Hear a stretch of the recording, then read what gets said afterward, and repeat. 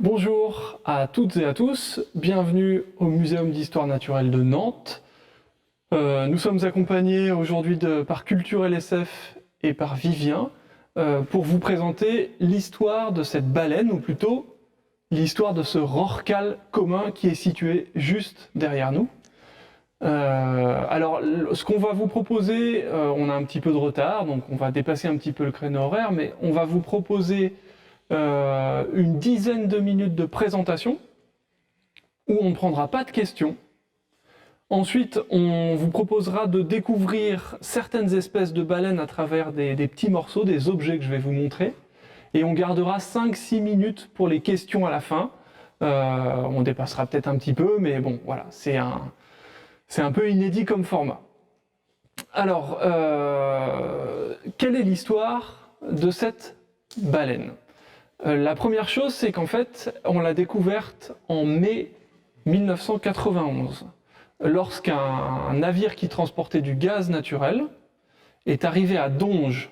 Donges, c'est une ville qui est près de Saint-Nazaire, et ce bateau venait décharger sa cargaison, et le remorqueur qui l'a accompagné a vu qu'il y avait une baleine à l'avant de ce bateau.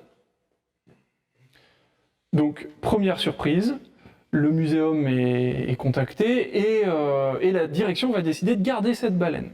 Donc ça va mobiliser une équipe assez importante puisque, premièrement, on aura besoin de 2 grues de 100 tonnes pour lever cette baleine hors de l'eau et la poser sur une remorque qui la conduira à l'École nationale vétérinaire de Nantes, où les étudiants vont la prendre en charge.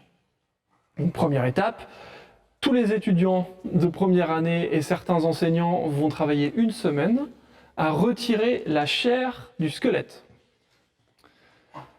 Alors on est en mai, il fait chaud, je vous laisse imaginer l'odeur qui devait régner dans le quartier. L'équipe s'est vraiment activée très rapidement pour nettoyer le squelette. Alors, comment on fait pour nettoyer un squelette de baleine ?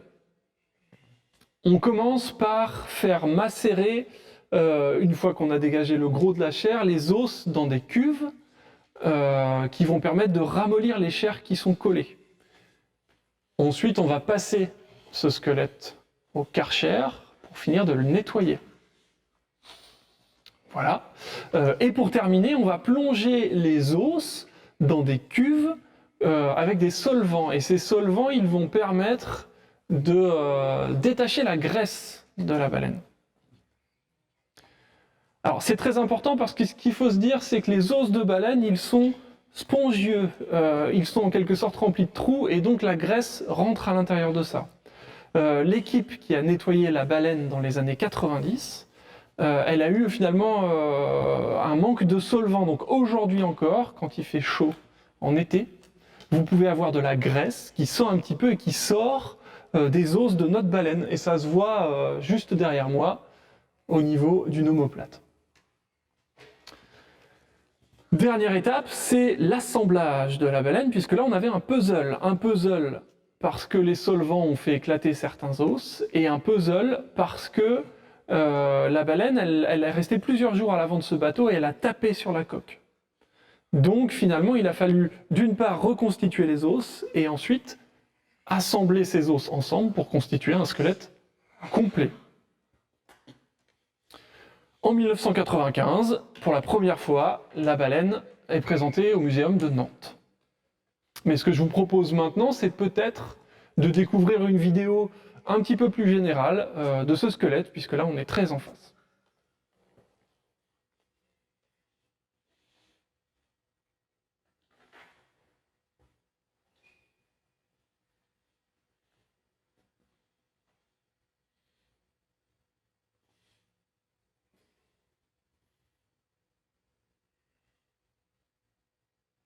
Alors, qu'est-ce que c'est qu'un rorqual commun ? Un rorqual commun, c'est une baleine qui fait en temps normal jusqu'à 27-28 mètres de long et jusqu'à 80 tonnes.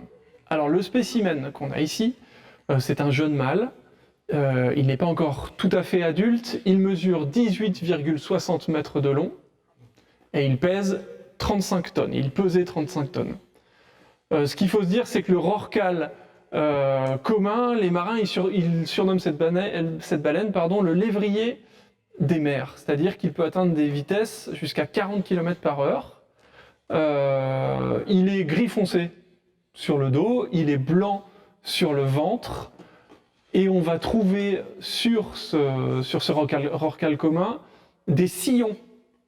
Alors les sillons, là je prends une baleine bleue, ça correspond à ce que vous pouvez voir ici. Les sillons, il y en a entre 50 et 100 sur la gorge de cette baleine, et ça lui permet d'ouvrir sa gorge comme un accordéon et d'absorber de grandes quantités d'eau. Alors comment la baleine fait pour se nourrir? Elle absorbe cette eau et ensuite elle repousse sa langue comme un piston pour faire ressortir l'eau, et elle va lécher le long des fanons qu'on verra tout à l'heure tout ce qu'elle a attrapé. Alors elle mange principalement du krill dans tous les océans à la surface de la Terre, mais dans l'Atlantique Nord, la zone dont provient notre baleine, elle peut aussi compléter son alimentation avec des harengs, des sardines, etc., des poissons qui évoluent en banc.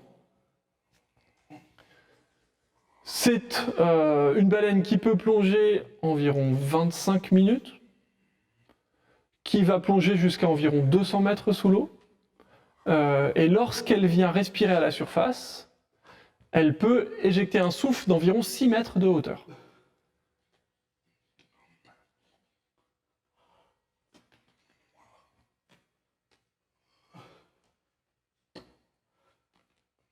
Alors, le rorqual commun, est-ce que c'est une espèce menacée? C'est peut-être une question que vous vous posez.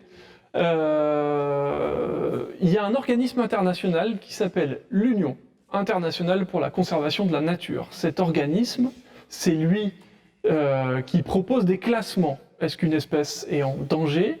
Est-ce qu'une espèce est menacée? Est-ce qu'une espèce est en danger critique? Etc. etc.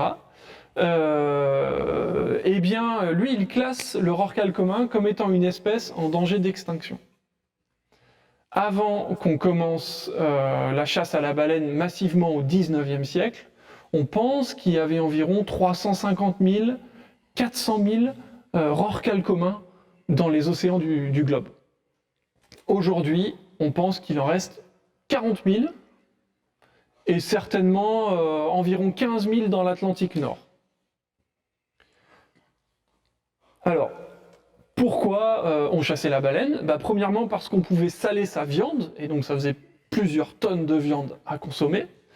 Deuxièmement et surtout parce qu'on chassait les baleines, alors toutes espèces confondues, pour l'huile, puisque vous avez peut-être vu ces images de baleiniers qui brûlent la viande de baleine pour récupérer l'huile. On s'en servait pour les lampes, l'éclairage, on se servait de cette huile pour graisser certaines machines. En ce qui concerne par exemple le cachalot, eh bien on s'en servait de l'huile contenue à l'intérieur de sa tête pour réaliser des bougies, pour réaliser des cosmétiques, etc. etc. D'ailleurs, les baleiniers, ils parlaient des baleines en donnant le nombre de barils par baleine. C'est assez amusant, on pourra en reparler tout à l'heure. Aujourd'hui, la principale menace, c'est les collisions avec les navires, et c'est finalement l'accident qui s'est produit certainement dans les années 90 avec cette baleine. Les filets de pêche qui empêchent les baleines de remonter respirer à la surface, et donc elles se noient, et le plastique qui est mangé par les baleines, les tout petits morceaux de plastique qui sont ingérés par les baleines à fanon. Alors, comment classer notre baleine parmi les autres animaux? Déjà, il faut savoir ce que c'est qu'un cétacé. Les cétacés, ce sont des mammifères marins qui ont des vertèbres du cou qui sont assez comprimées, qui sont assez réduites, ce qui fait que la baleine a une mobilité assez réduite au niveau de la tête. La deuxième chose, c'est que les baleines, elles vont avoir une nageoire de la queue, une nageoire caudale qui est horizontale. C'est ce que vous avez ici, et on voit bien qu'elle est horizontale. À la différence, par exemple, d'un requin qui, lui, a une nageoire caudale qui est verticale. Ce qu'on peut peut-être dire également, c'est que les narines finalement de ces baleines, elles se sont déplacées sur la tête et on appelle ça des évents.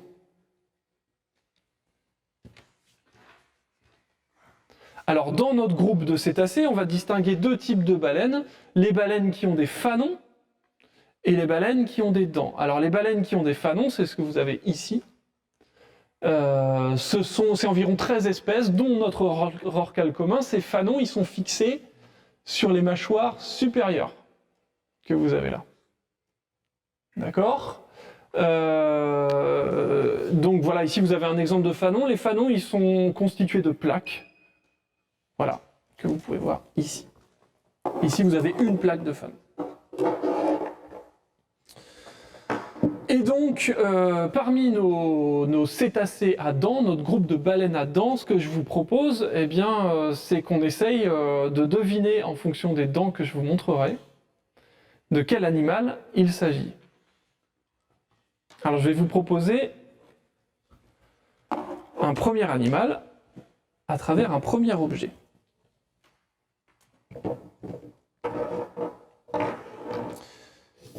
Alors je ne sais pas si vous avez la possibilité de répondre soit par le chat, soit par visio.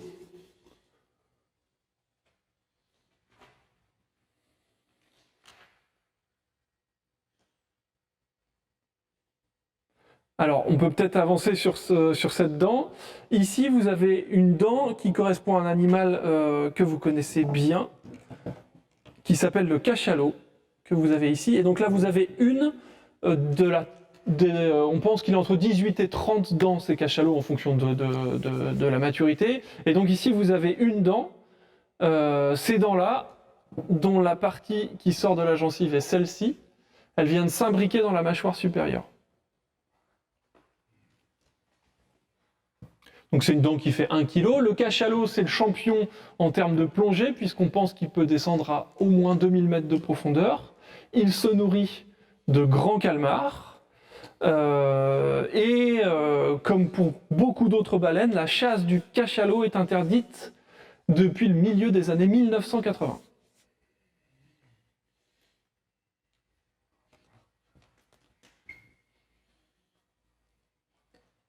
Alors, je vous propose de continuer avec un autre animal.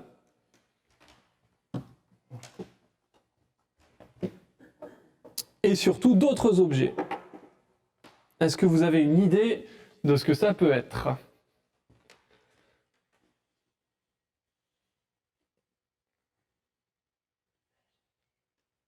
Alors, on va poursuivre. Les dents que vous avez ici, ce sont des dents d'une espèce de baleine donc à dents qu'on appelle les orques. Donc vous avez deux dents ici, on considère qu'il y en a une cinquantaine dans la gueule de cet orque. Alors l'orque, on le trouve dans toutes les mers du monde. L'Union internationale de conservation de la nature a du mal à préciser si effectivement cette espèce est menacée ou pas. Parce qu'on manque de données sur les effectifs. On pense qu'il y en a environ 100 000.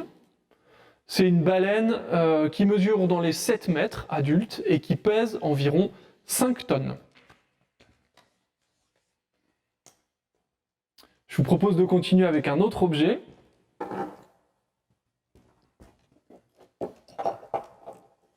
Que je vais vous présenter ici.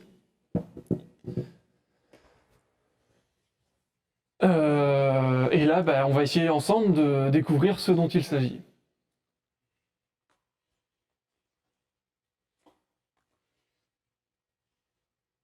Alors, on se laisse un tout petit peu de temps. L'objet que vous avez ici, c'est une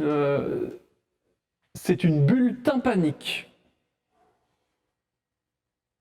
Alors, qu'est-ce que c'est qu'une bulle tympanique ? Ce que vous avez là, c'est une oreille finalement de baleine. Les baleines, et notamment les baleines à fanon, comme le rorqual commun que vous avez ici, elles n'ont pas d'oreille externe. Il n'y a pas de pavillon. Et du coup, elles ont un os qui vibre et qui transmet les informations sonores à l'oreille interne Il est entouré d'une poche de graisse. On pense que la mâchoire fait office de caisse de résonance et transmet les informations sonores à l'oreille interne des baleines à fanon notamment. Alors effectivement, ce qu'il faut se dire, c'est que les sons circulent sous l'eau 5 fois plus vite que dans l'air et que certaines espèces de baleines, on pense au cachalot, on pense aussi au rorqual bleu, à la baleine bleue, sont en mesure d'entendre des sons jusqu'à 80 ou qui proviennent de 80 ou 100 km.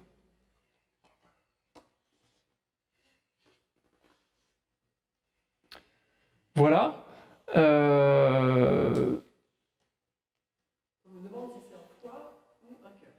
Ah, est-ce que c'est un foie ou un cœur? Alors ça, c'est un os en fait. C'est l'oreille interne d'une baleine. Donc c'est vraiment de l'os. C'est de l'os.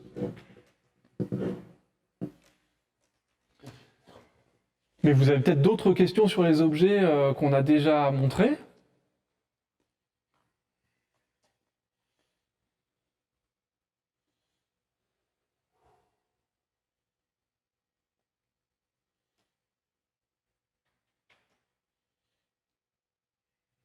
Alors, ce qu'on peut envisager, c'est de rebondir avant qu'on conclue sur, par exemple, cet objet que vous avez là.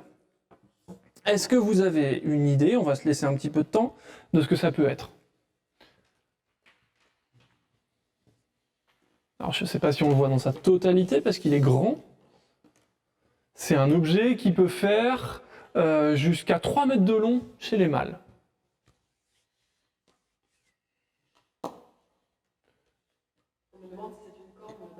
Ah, bien vu. Alors, excellente réponse. Ce n'est pas une corne en tant que telle. En fait, c'est une dent. Ce qu'il faut se dire, c'est que le narval, que vous avez ici, c'est donc un mammifère marin qu'on va trouver en Arctique principalement. Et le narval, pour les mâles, ils ont 2 dents dans leur gueule. La dent de gauche, elle perce la mâchoire, la gencive et la lèvre, et elle va, à l'âge adulte, pousser jusqu'à 2,70 m, 3 mètres de long. Alors on ne sait pas précisément à quoi elle sert, cette dent. On pense qu'elle lui permet de se défendre, puisqu'on a retrouvé des traces de dents enfoncées, par exemple, dans des têtes de beluga, dans des dents fractionnées. On pense aussi qu'elle sert de capteur pour le sel dans l'eau, pour la température de l'eau, et que c'est certainement une dent qui a une fonction sociale dans ces groupes, dans ces troupeaux en quelque sorte de narvals.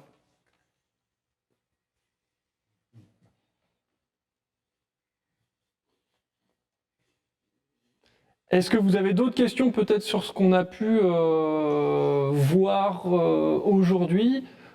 J'ai d'autres objets éventuellement, mais si vous avez des questions, elles sont les bienvenues. Est-ce que ça pousse comme des ongles? Alors, la dent, est-ce que la dent pousse comme des ongles? La dent, elle va pousser comme une de vos dents à vous. Finalement, c'est la même chose. C'est-à-dire qu'elle a une structure particulière, elle va pousser en tournant, en formant... Elle est torsadée, cette dent, en fait, de la gauche vers la droite. Et donc, elle va pousser comme une dent pousserait sur un homme ou une femme, finalement. Sauf que celle-ci fait 3 mètres, jusqu'à 3 mètres. Et en fait, vous avez utilisé le mot de corne tout à l'heure, qui est intéressant parce que les marins, lorsqu'ils revenaient au port de pêche au long cours, et quand ils avaient la possibilité de ramener des dents de narval, ils les vendaient comme des cornes de licorne légendaires. Et donc, les cabinets de curiosité, les ancêtres des muséums d'aujourd'hui, étaient remplis de ces objets un petit peu légendaires dont on ne connaissait pas l'origine.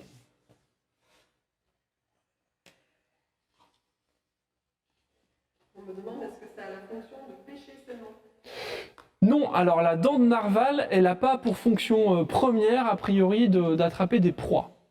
Le narval, on a filmé des narvals en train de s'en servir pour assommer des poissons. Est-ce que c'est un comportement spécifique à un groupe ou est-ce que c'est généralisé? C'est difficile à dire parce que le narval, c'est un animal qui est difficile à observer dans la nature.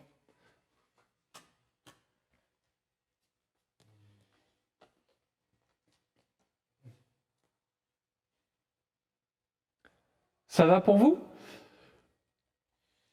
Bah écoutez, merci de nous avoir suivis. Peut-être une autre question qui arrive?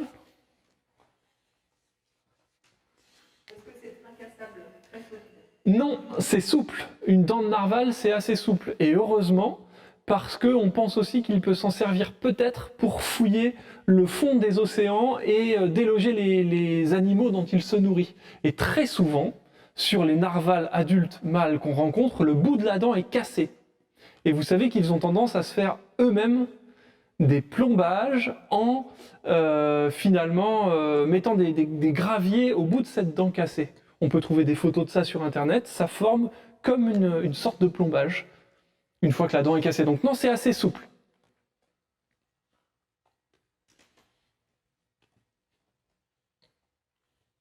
Quelle longueur en fait? Longueur maximale 2,70 m à 3 mètres.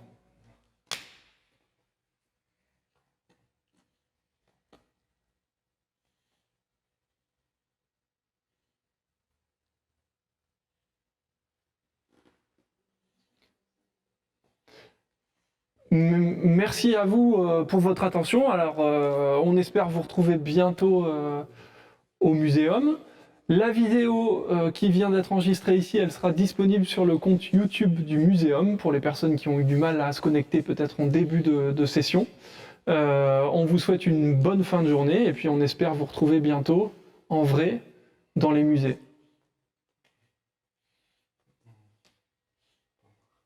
Au revoir.